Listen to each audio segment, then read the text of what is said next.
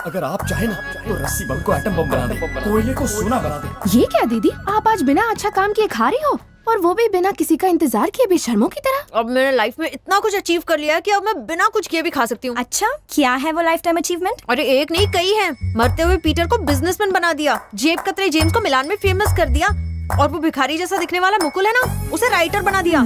और वो रामराज डरपोक, उसने उन गुंडों से लड़ाई में ऐसा करिश्मा दिखाया कि सब डर डर के भाग गए, just because of my motivation. अब मैं ये सोचती हूँ कि अगर इतनी पावर है मुझ में तो मैं यहाँ क्यों बैठी हूँ? मुझे कुछ बड़ा काम करना होगा। शुरू हो गई। अन्ना हजारे टाइप का मूवमेंट क्रिएट करूंगी। सबको बिजली मिलेगी, पेट्रोल के दाम कम होंगे, शराब पर रोक लगेगी। किस किस को रोकोगी? लोग सत्ता में आके अंधे हो जाते हैं, पर तुम्हें तो उसने अंधा कर रखा है। पहले ऊपर चल रहे चिकन पार्टी को तो रोको। क्या बात कर रही हो? रामराज और मुकुल तुम्हें बेवकूफ बनाकर वहाँ पार्टी कर रहे हैं और बैठ के दारू पी रहे हैं। इम्पॉसिबल, मेरे शिष्य ऐसा नहीं कर सकते। दिखाओ मुझे। अगर तुम वो कुंफू की करामत नहीं दिखाते तो हम तो कब्र में बैठ के दारू पी रहे होते। उस पागल मैडम की बेवकूफी ने तो आज हमें मरवा ही दिया होता। वो उनके लिए नहीं आए थे, मेरे लिए आए थे। बबली ने भेजा था। वो कौन है? अरे राज साहब, आप ही तो हमेशा बबली बदमाश के नाम की माला जपते रहते हैं। कौन है वो? जब दुखी मर्द को देखती हैं तो लड़कियां ज्यादा हमदर्दी जताती हैं, इसीलिए मैंने हवा में से ये कैरेक्टर क्रिएट किया। तुम्हारे अंदर फाइटर, डांसर और राइटर भी घुसा हुआ है। क्या बेवकूफ बनाया हा? मुकुल, बोलो। तूने बबली को भुलाने के लिए ये पिलाया ना, तो फिर उसकी याद क्यों आ रही है? पर पर्पस तो यही था। लेकिन पर्पस तो फेल हो गया है। तेरे दिल की चोट गहरी होगी इसलिए। अकेले मैं ही नहीं, बबली बदमाश जैसी लड़कियों की वजह से देश के कई लड़कों ने चोट खाई है। अगर मैं गरबा में उससे ना मिला होता और दिवाली तक उसके लिए ना रोया होता तो मेरी लाइफ भी हैप्पी होती। मतलब तेरी लव स्टोरी में गरबे का बहुत बड़ा हाथ है? सिर्फ मेरी लव स्टोरी में नहीं मुकुल, कई लोगों की लव स्टोरी में गरबे का बहुत बड़ा हाथ है। उसके बाद लड़का लड़की कॉफी पीने के लिए जाते हैं, फिर लड़की लड़के से सिनेमा दिखाने की जिद करने लगती है। लड़कियां मुझसे हीरो जैसा बिहेव करने कहती हैं और जीने मरने के वादे करती हैं। चाय पत्ती कलर का ये चेहरा किसी एंगल से हीरो जैसा लगता है, फिल्मों ने बर्बाद कर दिया है। और ये अत्याचार क्या कम था कि सोशल नेटवर्क भी आ गए, ऐसा जाल बिछाया है और इस जाल में सारे लड़के फंस गए हैं। ये लड़कियां कभी कोई बुक पढ़े ना पढ़े लेकिन फेसबुक जरूर पढ़ती हैं, लेकिन वहां भी लड़कों को उल्लू बनाती है। हद है यार। नाम कनिष्का, फोटो अनुष्का, नाम संगीता, फोटो समांथा। हमारे देश की बर्बादी की असली वजह ये इलेक्शन, करप्शन, 2G, 3G बिल्कुल नहीं है, बस सिंगल G है। G for girls. ये pub, club, restaurant, resorts, malls, multiplexes कभी बनकर चल ही नहीं पाते अगर ये लड़कियां अपने बाप को, मुझ जैसे गरीब बॉयफ्रेंड को, अपने बेचारे हस्बैंड को नॉन स्टॉप खर्चा नहीं करवाती। अगर एक दिन, बस एक दिन के लिए इनका ये खर्चा बंद हो जाए ना, तो हमारा इंडिया अमेरिका से 30 गुना ज्यादा अमीर हो जाएगा। ये मेरा राज साहब, इतना गुस्सा क्यों कर रहे हैं? सारी लड़कियां ऐसी होती हैं। एक को छोड़ के। कौन राज साहब? जानकी मैम। हमारी मैम लेडी नहीं है, बॉय है। लेडी बॉय है? जी देवी है। G for goddess. तूने कभी जानकी मैम को ध्यान से देखा है? मैंने तो मैम का बस चेहरा देखा है, इतनी गहराई में कभी गया ही नहीं। मॉडर्न ड्रेस में वो हीरोइनों को मात दे देती है। सच्ची? और बनारसी साड़ी में तो देवी महालक्ष्मी लगती है। उस देवी के पुजारी होकर हम शराब कैसे पी सकते हैं? जब उन्हें पता चलेगा तो उनका शीशे जैसा दिल टूट नहीं जाएगा? ठीक कहा बॉस। मैम महालक्ष्मी है तो इंकी पिंकी उनकी सखियां, वो तो सदमे से मर जाएंगी। छी, तेरे कहने पर मैंने फर्स्ट टाइम पी है। मैंने ठान लिया है कि ये मेरा लास्ट टाइम है। महंगी वाली थी। देखो इनकी सच्चाई, बहका दिया। कैरेक्टर से बाहर आओ। मैम की तारीफ करनी थी तो सीधे तारीफ करनी थी, खाम खा दुनिया की सारी लड़कियों को लपेट लिया। अगर लड़की को पटाना हो तो उसकी तारीफ करने के बजाय दूसरों की बुराई करो, उसे ज्यादा अच्छा लगता है। समझ गया ना? चल अब दूसरी बोतल निकाल। कहाँ से लाऊं? फोड़ दी ना तूने? पागल है तू, सोडा बोतल फोड़ी है, दारू की बोतल नहीं। राज साहब, तुम तो महान आत्मा हो। और मुकुल, हाँ बॉस। कल रात वाली बात से गेंद ने उछलना बंद कर दिया होगा ना? जो भी हो, पर वो तुम्हारी झोली में नहीं आएगी। वो क्यों बे? जानकी मैम सामाजिक कार्यों में लगी है, वो तुम्हारी घर गृहस्थी नहीं बसाएगी। उसे दया दिखाने में मजा आता है?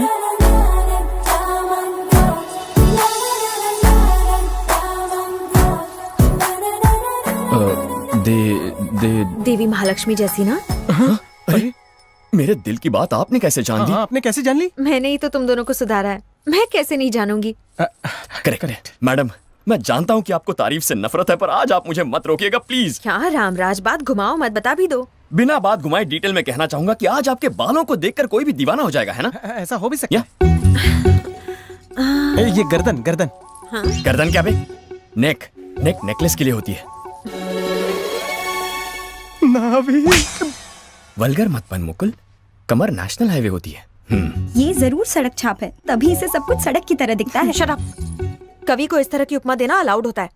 रामराज, मैम, तुम्हारे अंदर एक कवि है। जो लड़की तुमसे शादी करेगी बहुत लकी होगी। मैं मंदिर गई थी, प्रसाद लाई हूँ। तुम्हारी मनोकामना पूरी हो। Thanks Bye. Ma'am. Bye ma'am.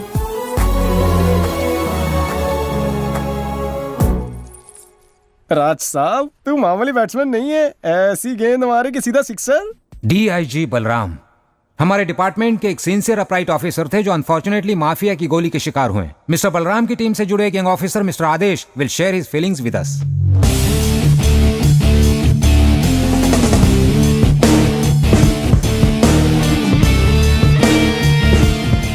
Balram sir सबकी इंस्पिरेशन थे। हम जैसे यंग ऑफिसर्स के लिए एक आदर्श थे। मेरा मकसद है उस ग्रेट ऑफिसर की जान लेने वाले बादशाह को पकड़ना, और मैं इस मकसद में कामयाब होके रहूंगा।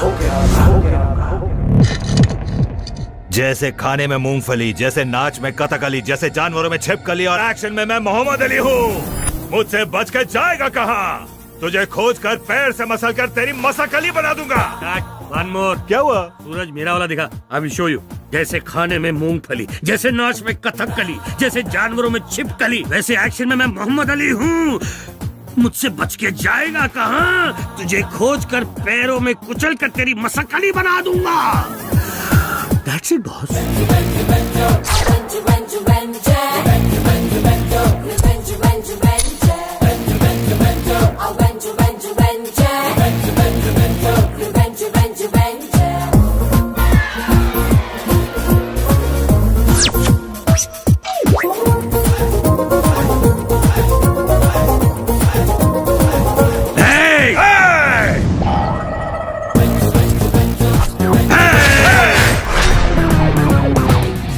सूरज, क्या कहता है प्रोड्यूसर?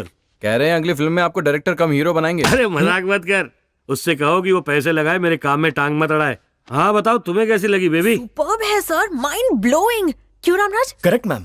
अगर डायरेक्टर की तरह आर्टिस्ट 10% भी कर लेना तो फिल्म सिल्वर जुबली हो जाए। क्यों मुकुल? हाँ बॉस, डायरेक्टर वो गधा है जो सबका बोझ उठाए। तुम तारीफ कर रहे हो या मजाक उड़ा रहे हो? सर, आप कल इंडिया वापस जा रहे हैं? तुम साथ चलो तो आज ही चले जाओ। नहीं सर, हमारा रामराज बहुत अच्छा डांसर है। हैं?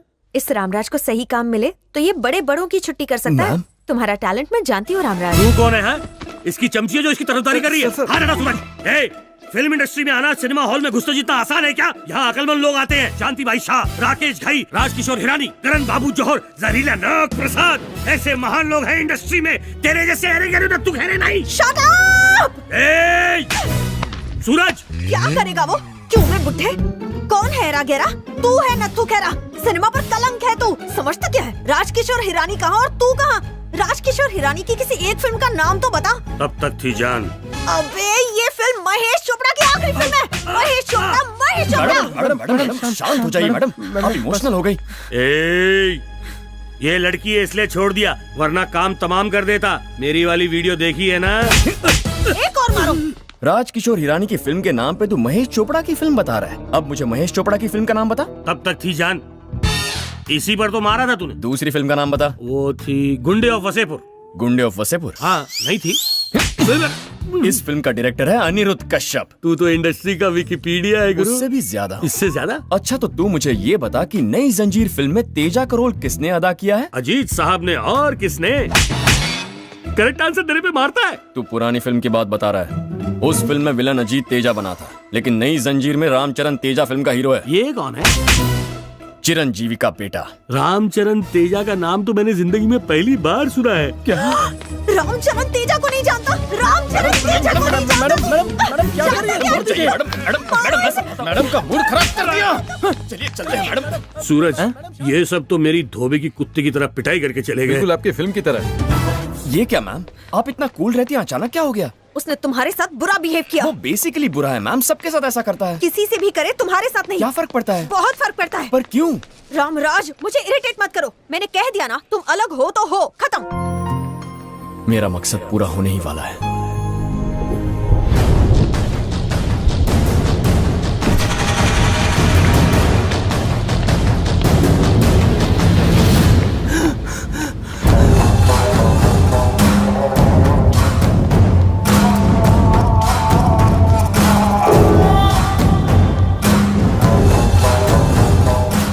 बादशाह कहाँ है? जब तक वो अपना गोल पा नहीं लेता उसे कोई नहीं रोक सकता। If you don't tell me about बादशाह, I will kill you.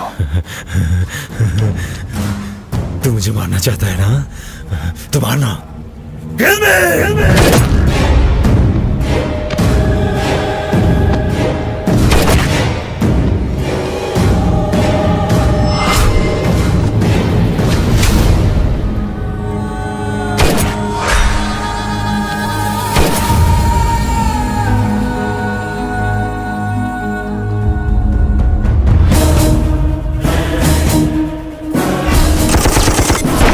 जिस बादशाह के नाम से पूरे अंडरवर्ल्ड में तहलका मचा था, उसके इस तरह खामोश हो जाने की क्या वजह है, ये जानने के लिए हम मकाओ के रॉयल कसिनो में चलते हैं। बादशाह का पिता धनराज रॉयल कसिनो चलाता है।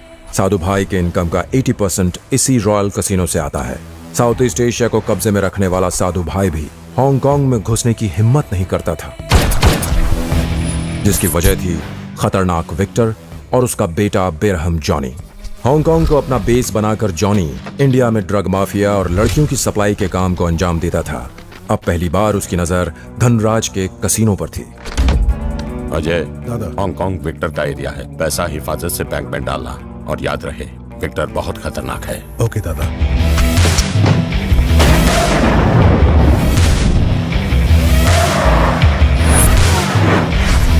Stop! Hold! Hold!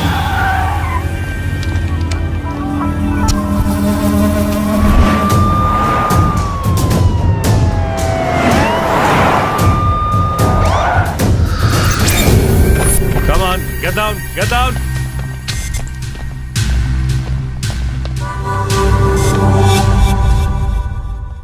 फंस गए ना धनराज के कुत्तों। उस लॉकर का कोड नंबर क्या है? बोलो, नहीं तो काट डालूंगा साले। 20 05 1983। बर्थडे नहीं, कोड बता।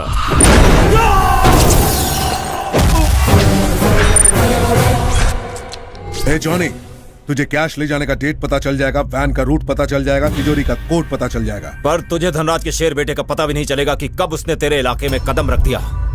वो काट कर रख देगा तुम सबको। और उस शेर का नाम है बादशाह।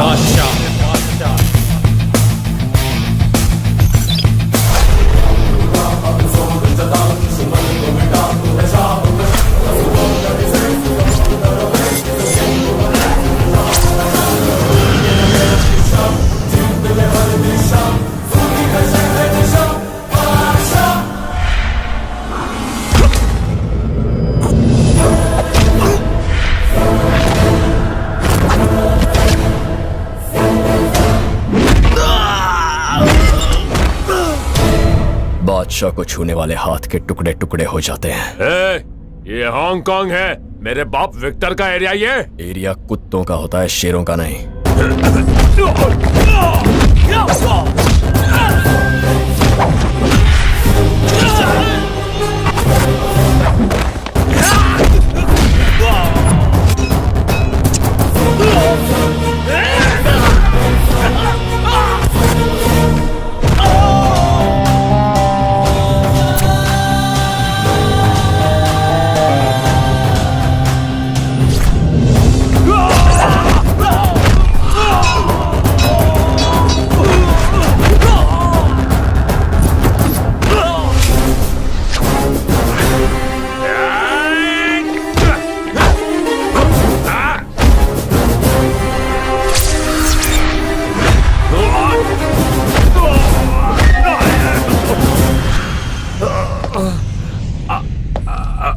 बोल तेरे बाप को कि यहाँ का बादशाह मैं हूँ। जंग शुरू बादशाह ने की है और उसे खत्म भी बादशाह ही करेगा।